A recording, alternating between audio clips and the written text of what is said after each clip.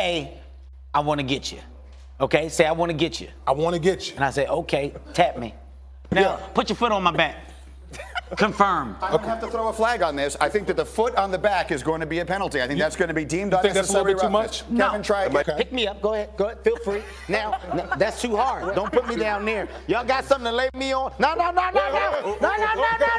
This should be a penalty. Get something down. Get something down. You good? Okay. No, I'm not good. You not good? Now, How about that? You good now? No. One of y'all give me a story. Pat my back. Okay. Not even the mouse named Kevin. Look at me. This is a safe sag. Oh, okay. I think we have figured it out.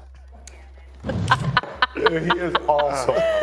We have long been ahead of our time on this show. That was Kevin Hart 4 years ago talking about how they coddle NFL quarterbacks. And that, of course, has become a topic again. The roughing the passer calls that everyone has been talking about over the course of the last several days. It happened with Tom Brady and Grady Jarrett on Sunday. It happened with Chris Jones on Monday night and Derek Carr, flags that people deemed questionable. So while everyone was talking about it, it only made sense that McAfee would ask Aaron Rodgers about that as well. And here's what Aaron said.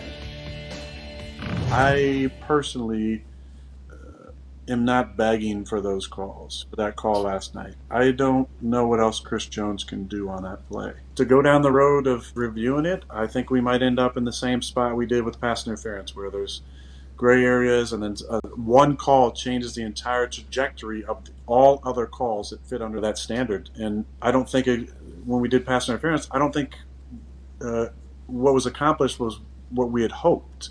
All right, so super sensible from Rodgers there. I'm going to say something that I have a fear is going to be extremely unpopular. But the NFL is doing the exact right thing with these calls. 2 weeks ago, the National Football League had a moment that everyone in the world saw on a Thursday night where one of their highest profile players, Tua Tagovailoa, was lying in a fetal position, and we all saw how incredibly frightening that was. And the following morning, got up, spent 2 hours talking about it. It was the highest rated Friday we've had the entire season, and Robin Roberts is talking about it on Good Morning America. This Monday, after the Brady play, we spent 5 minutes talking about what we thought was a bad call, and Robin Roberts was talking about the midterm elections. That's what the NFL wants. Right. They're much better off with a call we deem bad than having moments like the one with Tua. And if it means they have to err on the side of caution, and every now and again it leads to a flag we don't like, that is actually the right thing to do. I hate to disagree with you, but I think you're right. Every decision that you make comes with trade-offs. You're going to give up something in order to get something. Yep. There is no perfect equation. I hate this call. I don't want this to happen. I don't gamble on games, but if I did, I'd be a lot more upset about calls like this. However, I'd much rather have this once or twice a season, or maybe even once or twice a week, than to have to look at what happened to Tua ever again. And I understand that it's not going to eliminate those type of ugly hits from the game, but I think that if you have this in the players' minds, there are times where you can pull off a little bit. And there are going to be times where guys try to sack guys and they don't sack him because they're being lenient on him. But I'd rather have that happen than watch another helmet bounce off the turf. Well, let me ask the guy whose career's livelihood was based on sacking the quarterback. What do you think? Yeah, they might be doing the right thing, but they're going about it the wrong way. What we're seeing is the new concussion policy influencing officiating in real time without a rules change. And Jeff, you know this, a decade ago, they changed the quarterback strike zone in the wake of what happened with the Tom Brady knee injury. And the NFL defenders, we didn't like it, but we understood it. They also gave us enough runway to adjust to it. Yeah. You're doing something in real time right now, and everybody's making a point the last couple of days, well, roughing the passer is down 45%. Okay, there are 24 roughing the passer calls through week 5.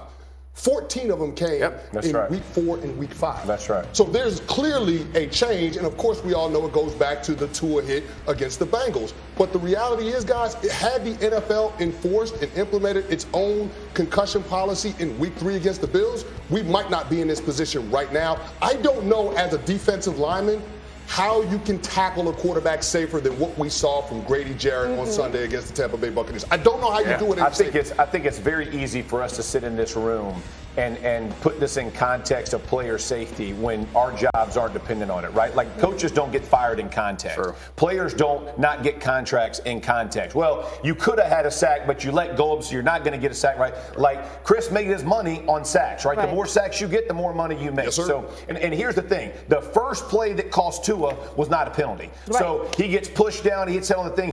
The second one that we can lend towards Miami not handling it the correct way ends up getting slung. By the way, play. Mahomes is slung in the same fashion last night or 2 nights ago, and there is no call. So it's a frustrating thing for me because it may be for the betterment of the league and protecting the shield, but it's going to cost guys their jobs because we don't give them the correct context of what Canty's saying. Listen, and you can make adjustments, but they need to be clear and concise, and they need to be implemented at the right point of the season. Yeah, the troubling thing to me is that you want to protect the shield, which I get, but you're not protecting all quarterbacks. Like, to Jeff's point about Mahomes, like, it feels like certain quarterbacks have been protected for a long time and others haven't.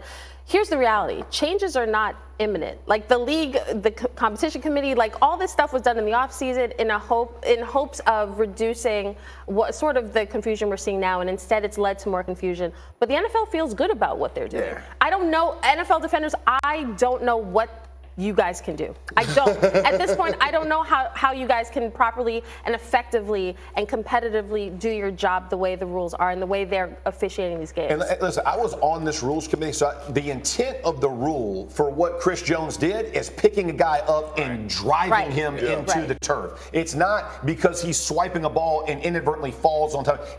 And we embrace that. We know what comes along with that is when we don't achieve victory, the scrutiny is probably a little higher. But I wouldn't have it any other way. And when we come up short, we're going to be accountable. We're not going to flip out, go crazy. We're going to get back to the basics, find a way to get on the right track, and hopefully this week will be a bounce back.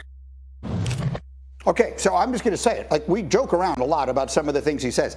That was one of the most sensible, and I loved every word of that. If I'm a fan of the team and candidly a teammate on that team, that's exactly what I want to hear him say in that situation. There is, however, one overriding question that remains. Just how good is this team? It's one thing for the expectations to be that they are what they've been for the last decade or so, but are they anymore? It doesn't feel like those expectations should be that high. Offensively, they're struggling for identity. I don't know, or I feel like I do know what they do well. Don't get too excited, Jeff, but they run the ball. They do well. But that's not what they've been doing this season, and they've had some embarrassing losses, and they haven't had any impressive wins. So while I tend to give the benefit of the doubt to this team, this feels like a different team than it was last year. Last year, after they had a slow start, they ripped off a bunch of wins in a row and were impressive in those wins. When they had injuries in key situations, they found a way to succeed. Now it seems like the adversity that comes to their doorstep, they don't have an answer for it. Maybe they will by the end of the season, but I'm no longer going to assume that they will like I was 2 weeks ago. No, Kmart, I sat there on Sunday. When that game ended, I tweeted, I am so looking forward to spending another week with everyone on Get Up telling me how good the Packers are when all visual evidence to the contrary makes it obvious that they're not. Their defense isn't as good as we thought. Their receivers are exactly as not so good as we thought. They have a great quarterback, and right now they don't have practically anything obviously else. But here's the thing. When you have Aaron Rodgers as your quarterback, the Super Bowl is the expectation. The short of that is a disappointment. That's just the reality. I understand the roster constraints. I understand what we're looking at on paper and what we see on film and on game day, but that's the reality. Right now, Rodgers is 29th out of all the QBs throwing outside the numbers. The only two QBs who are worse, Davis Mills and Baker Mayfield. That is how bad things are in Green Bay. But the whole offseason was set up to pay Aaron Rodgers. We're okay with Devontae Adams leaving. We're going to go with these young guys. Okay. We'll make it work. The run game was a strength. Why is it not a strength anymore? Why are we straying from what we're good at, especially when... Here's an answer. Here we go. I got a great answer. Here we go again. You want to talk about common sense isn't common?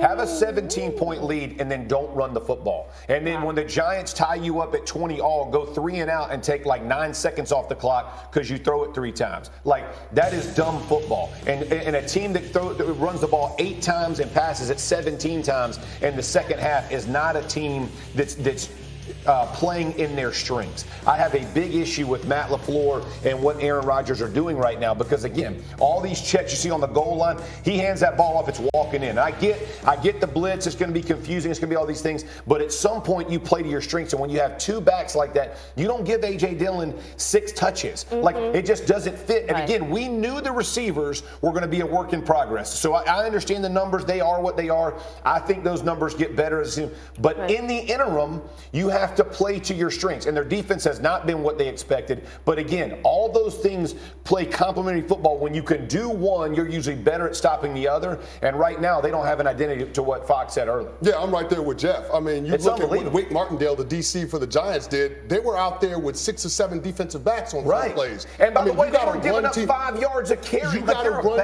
defense. You got to run teams out of that kind of stuff. There's a reason why Aaron Rodgers was 0 for 6 on attempts beyond 20 yards from the line of scrimmage on Sunday. Yeah. It's because they were taking away the passing game, and you got to lean on your run game. And quite frankly, that's when the Packers have had success. That's when they get their explosive plays, when they set up opportunities through play action. It ain't Aaron Rodgers dropping back in shotgun and getting it done. Listen, I really don't understand. Like, I don't understand when you look at defenses. Like, I remember when I played forever, I'm looking at this, I say, hey, they're 25th in the league in stopping the run. We're probably going to run it a little more than normal. They're really good stopping the pass and putting pressure. We're probably